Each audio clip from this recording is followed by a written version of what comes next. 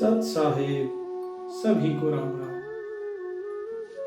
आप सभी से मेरी गुजारिश है, आप अपने अपने गुरुदेव जी के पास उनकी सेवा में रहें, उनसे प्रेम रखें, क्योंकि वो आपका उद्धार करेंगे। आपके जो मन के भाव हैं वही आपको निर्मल बनाएंगे। मैं बार बार कहता हूं कि जैसे लोग होते हैं सरकार वैसी ही होती है, इसी प्रकार जैसे हमारे भाव होते हैं हमें गुरु की मूरत भी वैसी ही दिखाई देती है। पिछले भाग में भी बताया, जाकी रही भावना जैसी प्रभु मूरत देखी तिन तैसी। तो इसी प्रकार आप अपनी भावना को शुद्ध रखिए। आपके गुरु कैसे हैं ये मत देखिए, ये देखिए मैं कैसा हूं। क्योंकि साहिब कहते हैं ऐसा कोई ना मिला सत्य नाम का मीत, तन मन सौंपे मृग ज्यों सुने बधिक का गीत। कि भाई ऐसा मुझे कोई नहीं मिला जो उस सत्य नाम का प्यारा हो, जो उस सत्य शब्द का प्यारा हो, उस प्रभु का प्यारा हो, ऐसा मुझे कोई नहीं मिला। जिस प्रकार जो बधिक होता है, बधिक का अर्थात शिकारी, शिकारी क्या करता है, वो वीणा बजाता है, उसका जो गीत है, वो जो वीणा की धुन है, उसे सुनकर जो मृग है वो इतना मस्त हो जाता है कि वो अपना शरीर छोड़ देता है। कैसे छोड़ देता है कि जो शिकारी है वो धीरे धीरे शिकारी के पास आ जाता है और शिकारी तीर मारकर उसका शिकार कर लेता है।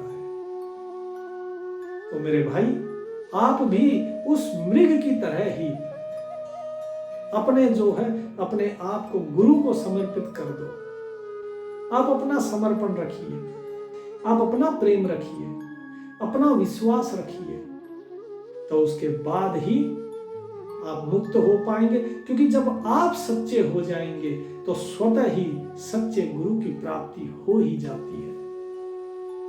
तो परमात्मा वो जिसको जैसा खिलाना चाहता है ना, वो वैसा ही खेल खेलेगा।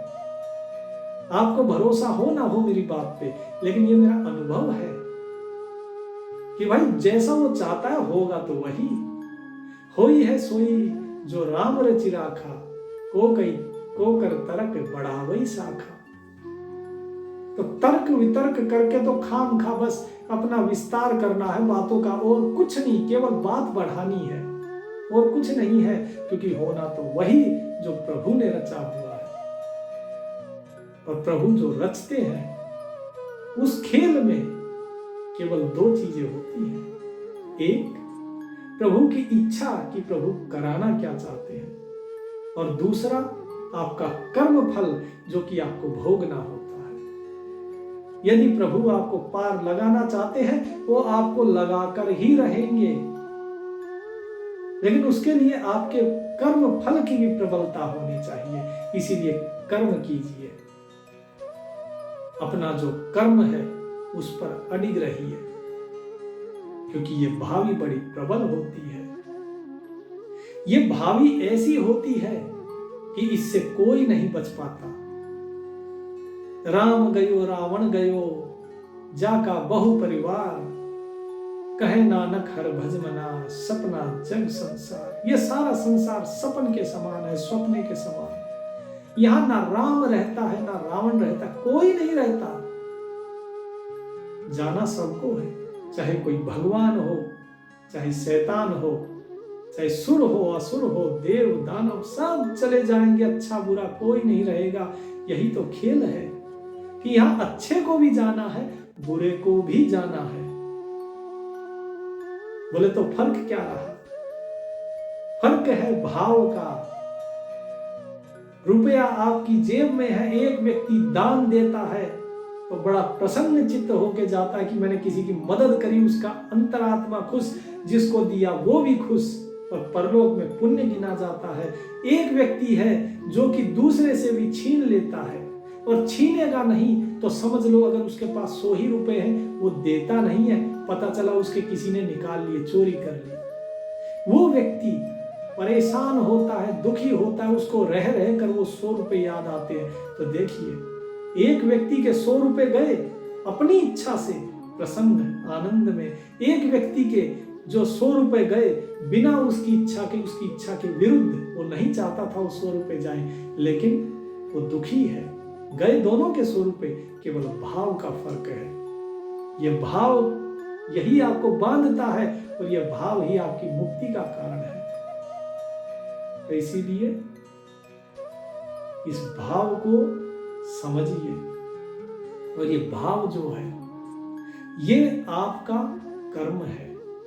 आप क्या सोचते हैं, क्या समझते हैं, क्या बोलते हैं, क्या शरीर से करते हैं, सब आपका कर्म है। इसीलिए साहिब वाणी में कहते हैं, डर ज्ञानी, डर परम गुरु। मेरे ख्याल से गलत बोल दिया मैंने, यह है डर पारस, डर परम गुरु।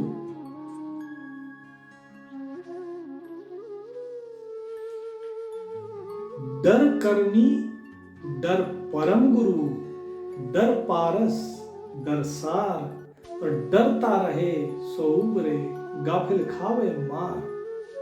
साहिब कहते हैं कि जो डरेगा वही पार है। तो क्या कहा कि डर करनी, डर परम गुरु, कि तुम्हारा जो डर है वो तुम्हारा सबसे बड़ा गुरु है। डर पारस, कि जो डर है वो पारस है। जो व्यक्ति को, पारस क्या करता है, लोहे को सोना बना देता है। इसी तरह जो व्यक्ति लोहा होता है उसको भी वो सोना बना देता है डर। और डर पारस, डर सार, और सब चीज का सार जो है, जो असली सार है इस जीवन का, वो डर में है। लेकिन ये डर कौन सा, ये डर कैसा, किससे होना चाहिए डर?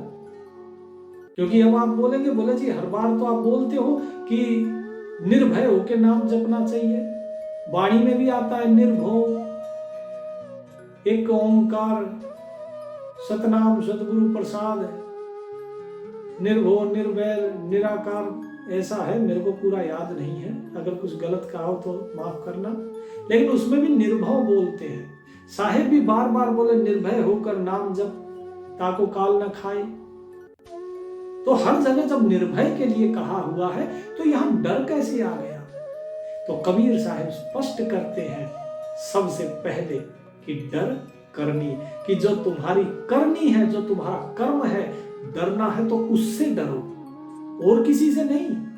बाकी लोग हर चीज से डरते हैं, ये काल है इससे डरो, वो माया है उससे डरो।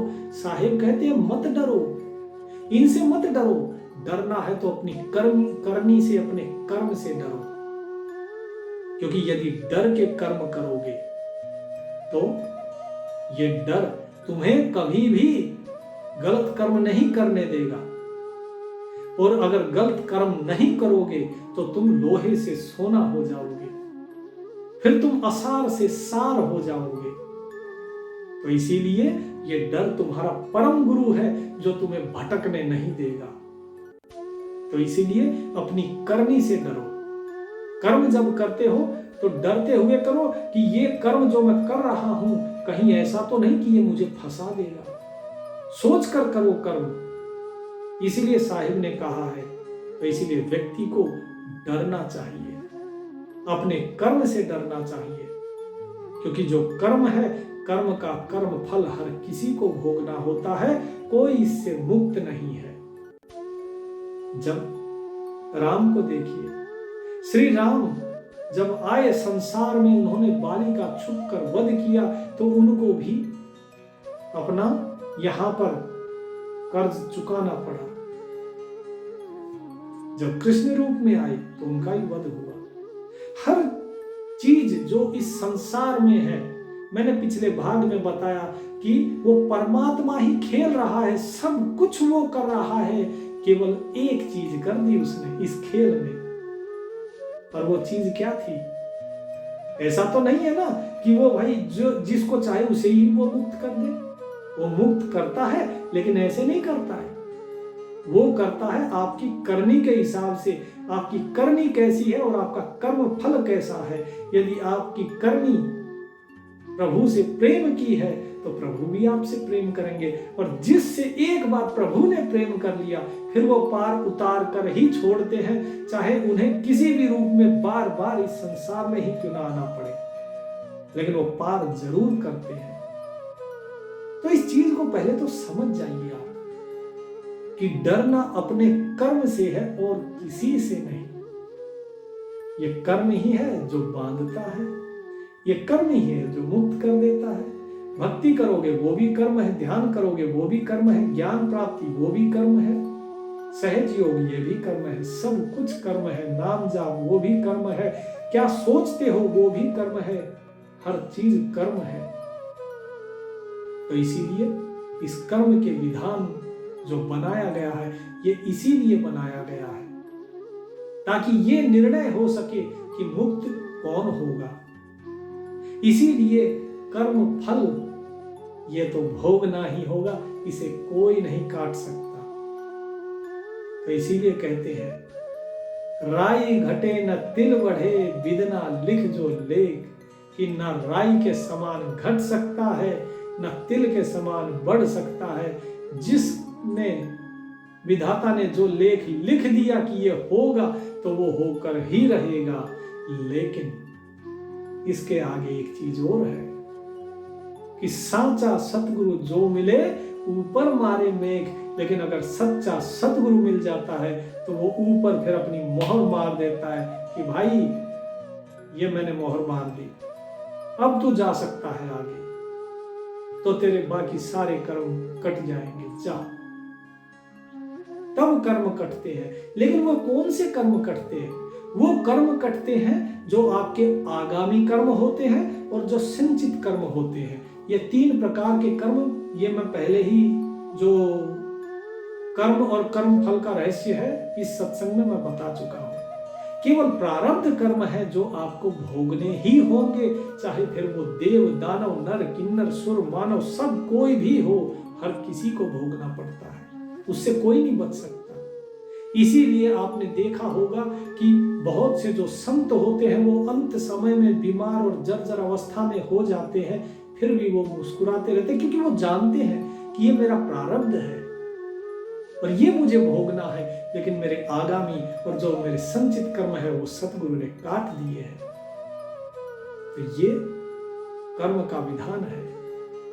इसीलिए कर्म से डरिए, क्योंकि जब तक कर्म से डरते रहेंगे आप सही मार्ग पे चलेंगे। आप कर्म से डरेंगे, आप अन्याय नहीं करेंगे, आप अनाचार नहीं करेंगे, आप भ्रष्टाचार नहीं करेंगे, आप सत्य मार्ग पे चलेंगे।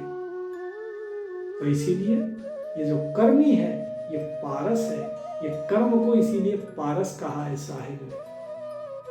तो ये कर्मी जो कर्म आप करेंगे, अब कर्म क्या करना चाहिए, क्या कर्म नहीं करना चाहिए, निष्काम कर्म करो।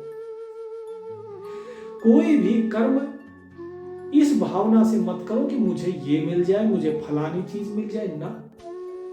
निष्काम भाव से कर्म करो, और निष्काम भाव से कर्म करने की बुद्धि आती है सत्संग में। उस प्रभु से प्रेम करने की जो बुद्धि आती है वो सत्संग में। जब सत्संग में सतगुरु आपको ज्ञान देते हैं तो सत्संग में ये विवेक आता है, सत्संग में बुद्धि आती है।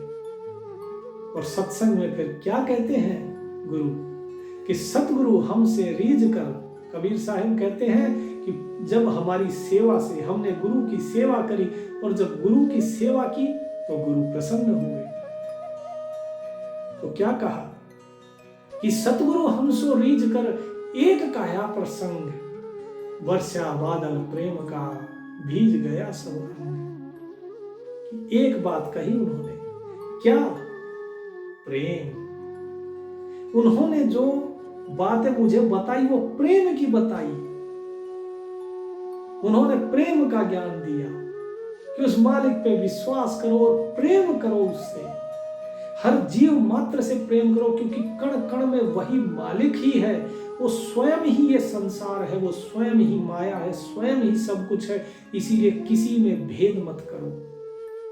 किसी भी व्यक्ति में, किसी भी जीव में, चाहे वो छोटा हो या बड़ा हो, भेद मत करो।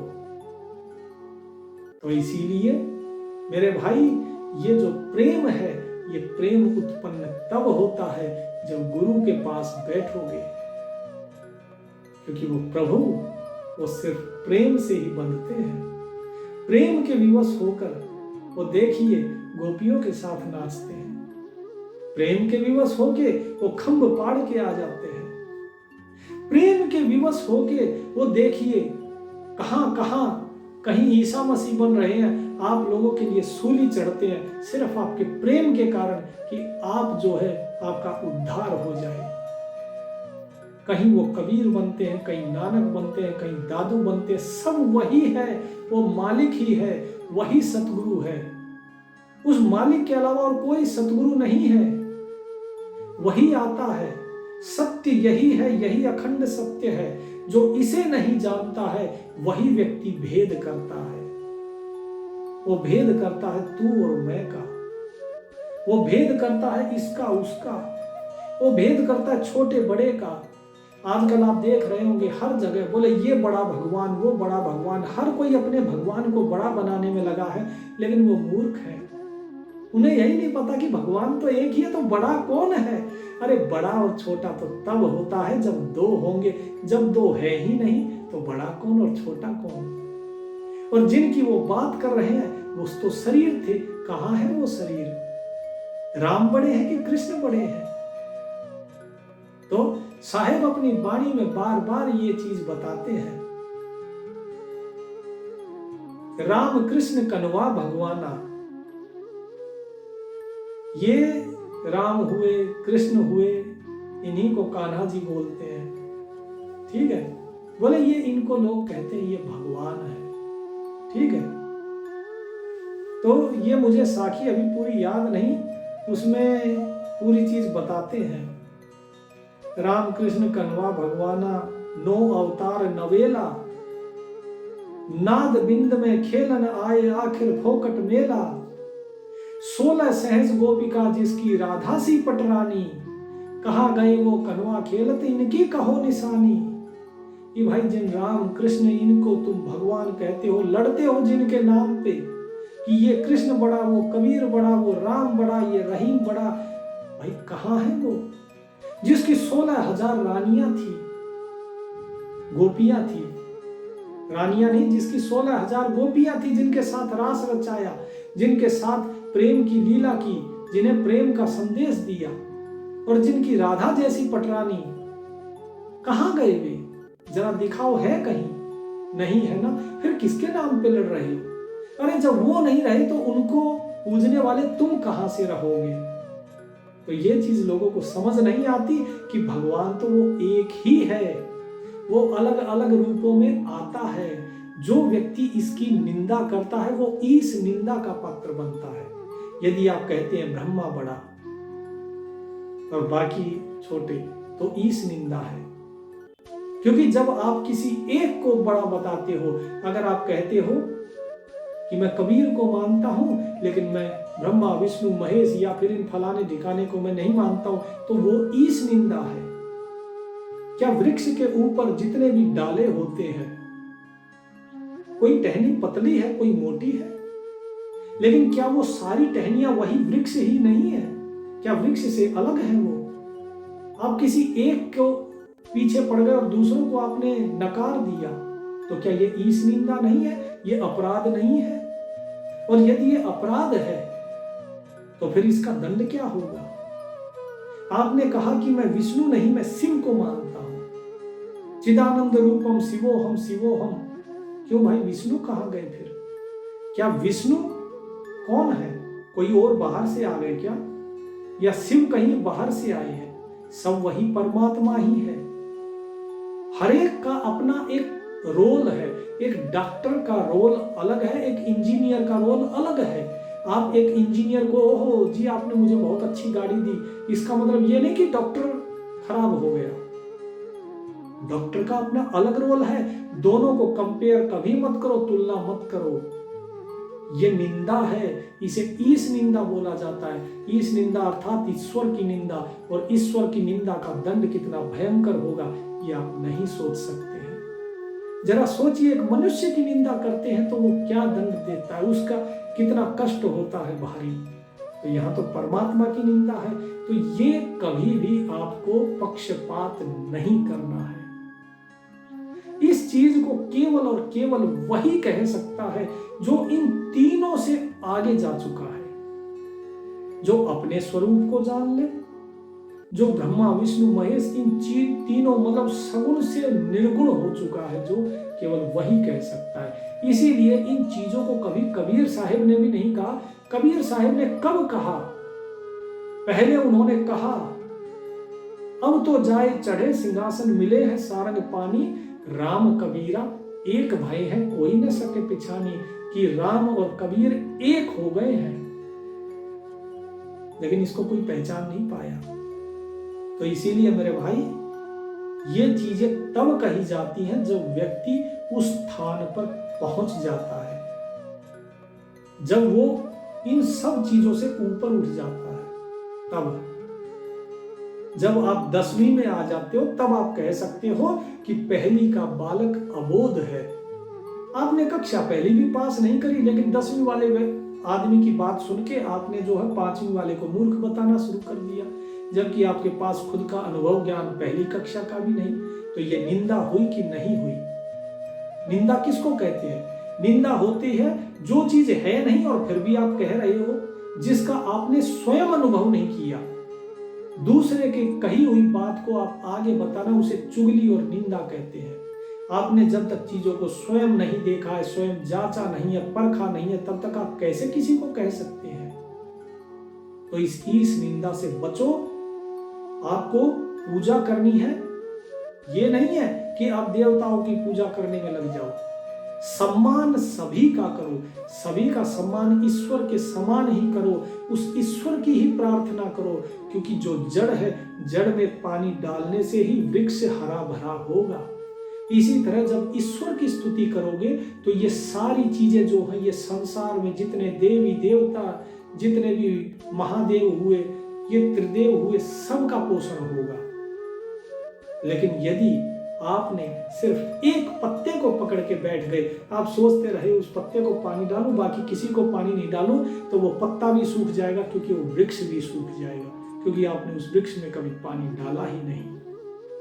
और जब वो सूख जाएगा तो जरा सोचिए, आपका पत्ता वो तो सबसे पहले टूटेगा, क्योंकि सबसे पहले पत्ते गिरते हैं, उसके बाद फिर टहनियां, उसके बाद फिर मोटी शाखाएं, फिर तना, और उसके बाद जड़ सूखती है।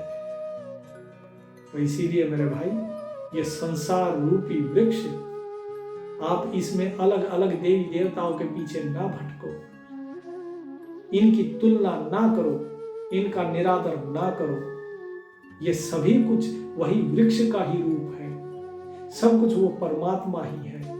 इसीलिए कभी किसी की भी निंदा नहीं करनी। मैं हमेशा कहता हूं, निंदा नहीं करनी, क्योंकि आप सत्य को जानते नहीं हो। जिस दिन सत्य का अनुभव कर लोगे, उस दिन अपनी कही हुई इस बात पर आपको पछताना पड़ेगा, क्योंकि तब आपको ये भी ज्ञान हो चुका होगा कि जो कर्म आपने अभी तक किया, उसका भयंकर कर्म क्या होगा। आप मुक्ति के द्वार तक पहुंचकर भी वहां से वापस फिर जाओगे।